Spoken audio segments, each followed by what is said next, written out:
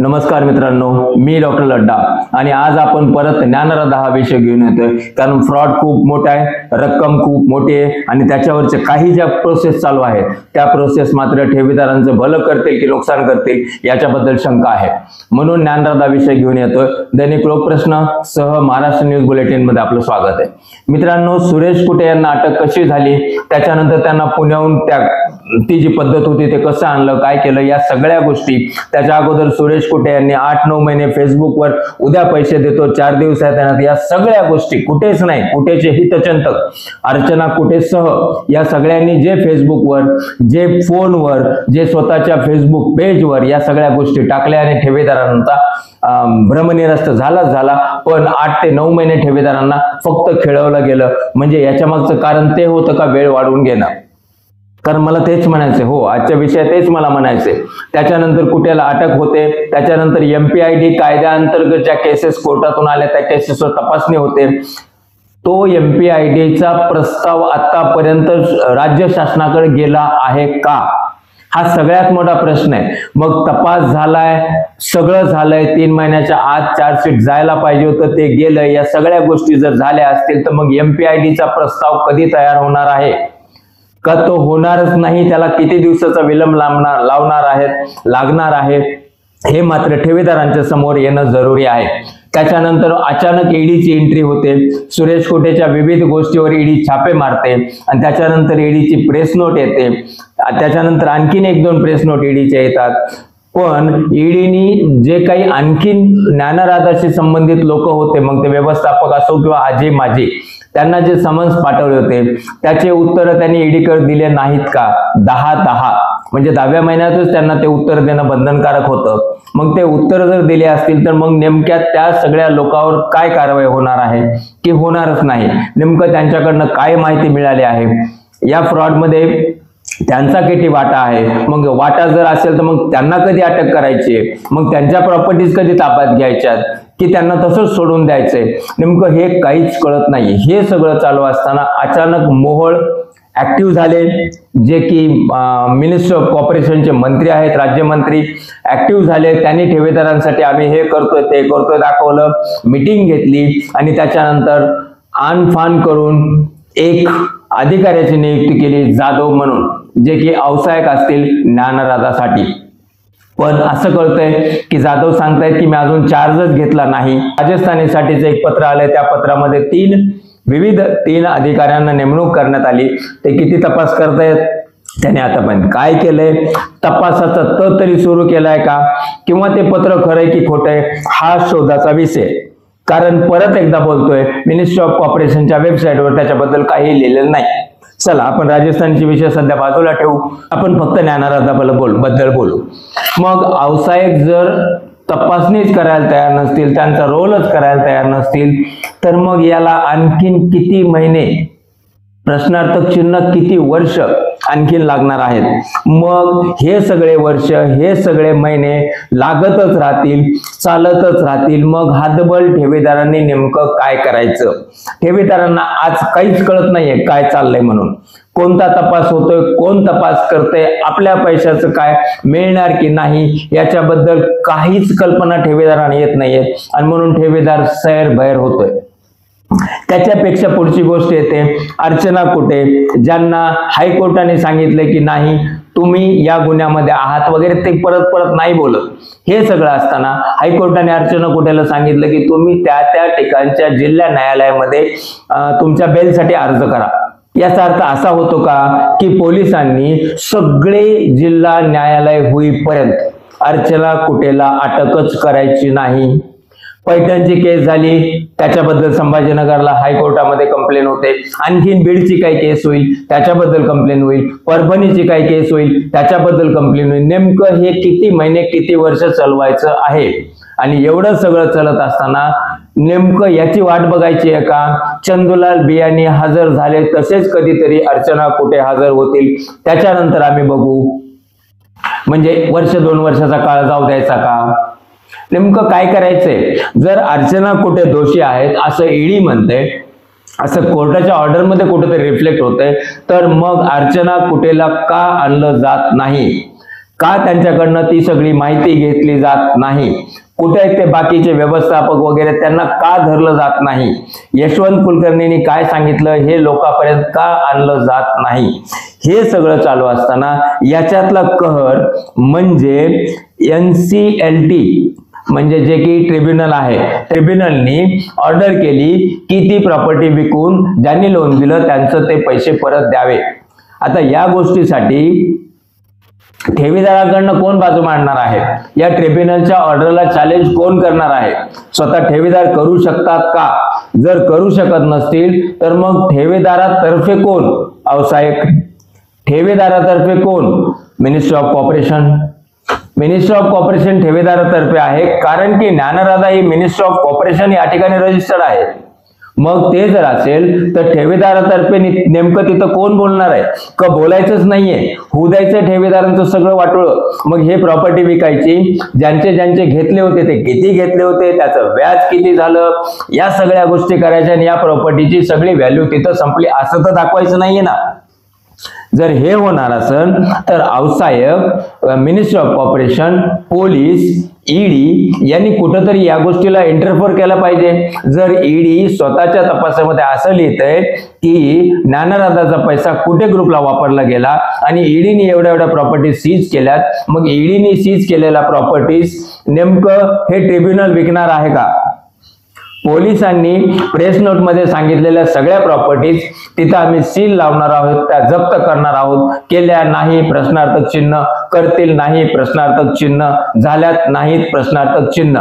मग त्या सील केलेल्या पोलिसांनी प्रॉपर्टी नेमकं ते ट्रिब्युनल सांगणार आणि त्या विकल्या जाणार आहेत का? नेमकं होणार काय आहे? आणि हे सगळं जर होणार असेल तर ईडीने लिहिलंय, इतर ठिकाणी माहिती झालंय, अर्चना कुटे यांनी ज्ञानराधाचा पैसा हा कुटे ग्रुपसाठी वापरला, सुरेश कुटे, अर्चना कुटे यांनी संगनमत करून तो पैसा वापरला. याचा अर्थ काय होतो की तो पैसा मूळ ज्ञानराधाचा होता. त्या पैशाच्या जोरावर किंवा त्या पैशाचा वापर करून प्रॉपर्टी विकत घेतली आणि त्या प्रॉपर्टीवर अव्वाचे सव्वा लोन घेतलं. तुम्ही काय जे घेतलं असेल, कोणाला विचारून घेतलं तुम्हाला माहिती, त्याच्यासाठी काय जुगाड केले तुम्हाला माहिती, त्या प्रॉपर्टीची व्हॅल्यू एवढी कशी झाली तुम्हाला माहिती, हे सगळं तुम्हाला माहिती. सुरेश कुटे, अर्चना कुटे तुम्हाला. पण या प्रॉपर्टीमध्ये जर मूळ अधिकार ठेवीदाराचा आहे तर मग ठेवीदारांच्या पैशाची व्यवस्था काय आणि का केली जात नाहीये, त्याच्याबद्दल का कोणी बोलत नाहीये? व्यावसायिक बोलत नाहीये, मिनिस्ट्री ऑफ कॉर्पोरेशन बोलत नाहीये. मग नेमकं कोण बोलणार आहे? की असं काही विचार तर नाही ना की आताच 50% ठेवीदार या 1.5-2 वर्षामध्ये गार झालाय, अपेक्षा थोड्याशा त्याच्या कमी झाल्यात, आणखीन जर थोडा वेळ दिला तर ठेवीदार शांत होऊन जाईल, विषय संपेल, असं तर काही नाहीये ना. जर आणि आणखीन एक गोष्ट सांगतो, पुन्हा अशी तर भूमिका येणार नाही ना, याच्या स्टेटचा तसा काही रोल नाहीये, हे सगळं सेंट्रल मध्ये येतं, कारण मिनिस्ट्री ऑफ कॉर्पोरेशन हे सेंट्रल असतं. तसं तर काही नाहीये ना. नेमकं काय चाललंय, काय होणार आहे, का होणार आहे, हे सगळं तुमचं चाललेलं असताना ठेवीदाराला काय मिळणार आहे हा सगळ्यात मोठा यक्ष प्रश्न आहे आणि याच्याबद्दल कुठूनही उत्तर मिळत नाहीये. मग ठेवीदार काय करतो? कुठली तरी एखादी गोष्ट आलेली असते की ठेवलेल्या ठेवी परत मिळणार, याच्यासाठीचे मार्ग मोकळे, असं एखाद्या पेपरची कुठली तरी बातमी आलेली असते, त्याला त्याच्यातलं काही कळत नाही आणि तो सरळ सरळ त्या बातम्या वाचतो, अरे वा पैसे मोकळे होणार. पण मिनिस्ट्री ऑफ कॉर्पोरेशन वेगळं आणि कॉपरेटिव्ह अफेअर्स मिनिस्टर वेगळं, ह्या दोन गोष्टी वेगळ्या आहेत. मिनिस्ट्री ऑफ कॉर्पोरेशनचं ब्रीद वाक्य एकमेकाची मदत करण्यासाठी तयार झालेलं ते कॉर्पोरेशन. मग एकमेकाची मदत करण्यासाठी त्याचे ऍक्ट्स वेगळे, त्याचे लॉ वेगळे, त्या लॉच्या अंडरमध्ये राहूनच हे काम व्हायला पाहिजे. आणखीन एक गोष्ट आहे की जर मिनिस्ट्री ऑफ कॉर्पोरेशनची वेबसाईट जर तुम्ही केअरफुली बघितली, काळजीपूर्वक बघितली, तर त्या ठिकाणी एक क्लॉज आहे, मिनिस्ट्री ऑफ कॉर्पोरेशनचं जे लॉ आहे तो जर वाचला तर त्या ठिकाणी एक क्लॉज आहे. त्या क्लॉज मध्ये असं लिहिलंय की जर एखादी मल्टीस्टेट ही आजारी असेल, जर तशी एखादी मल्टीस्टेट आजारी असेल तर जी मल्टीस्टेट सदन आहे त्या मल्टीस्टेटकडनं पैसा घेऊन आजारी मल्टीस्टेटला जिवंत करण्यासाठी प्रयत्न केले जाऊ शकतात. मी नाही म्हणत आहे, 2002चा ऍक्ट म्हणतोय, त्याच्यामधल्या अमेंडमेंट नवीन झाल्या त्या 2023ला. या सगळ्या गोष्टीचा अभ्यास करून मग केंद्र शासन ज्या त्या अखत्यारीत हे सगळं आहे. सुरेश कुटे भाजपचे आहेत, कारण भाजपमध्ये प्रवेश केला ना अर्चना खोटे, सुरेश खोटे याने. हे सगळं असताना मग या गोष्टीचा का नाही विचार केला जात की नाही राव, आपल्या लेवलला आपण काहीतरी करू, ठेवीदारांचे पूर्ण अमाऊंट नाही देता आले तरी चालेल, 50% अमाऊंट देऊ, किंवा सुरेश खोटे याच्या, अर्चना खोटे यांच्या खोटे ग्रुपच्या किती प्रॉपर्टी, त्याचे व्हॅल्यू किती होते, एवढे होते, त्यातलं लोन किती द्यायचं, एवढं द्यायचं, शिल्लक किती राहतं, एवढं राहतं, त्याच्यामध्ये किती भर काढायची, एवढ्या करोड रुपयाची भर काढायची, हे सगळं करून का मिटवलं जात नाही? सगळं हे कसं मिटवलं जाईल? हे जे मिटून काय होणार आहे? कुठेही ठेवीदार तरी एक जागरूक, कुठेही ठेवीदार तरी एक, किती ठेवीदार एकमेकाच्या हितासाठी भांडताना दिसत आहे? एकीने लढणं जरुरी आहे. कोर्टामध्ये जी बाजू येणार आहे त्या बाजूला आपली पण बाजू मांडणं जरुरी आहे. मी थकलो आता, अगोदरच त्या ठिकाणी पैसे गुंतलेत असं म्हणून जमणार नाही. ठेवीदारांनी एकत्र यावं लागेल आणि त्या एकत्र येऊनच खंबीर लढा. आपले वकील, त्या ग्रुपसाठी झटणारे वकील, जे कोणते तुम्हाला योग्य वकील वाटत असतील ते वकील घेऊन या सगळ्या गोष्टीचा आपण स्वतः अभ्यास करून आपण आपल्या हक्कासाठी फाईट करावं लागेल. वेळ लागेल असं तर आताच्या सगळ्या हालचालीतून दिसतंय. किती वेळ लागतो त्या परमेश्वराला माहिती, त्या नियतीला माहिती. पण या गोष्टीतून एक मात्र होतंय की ठेवीदारांसाठी कोणीच नाहीये.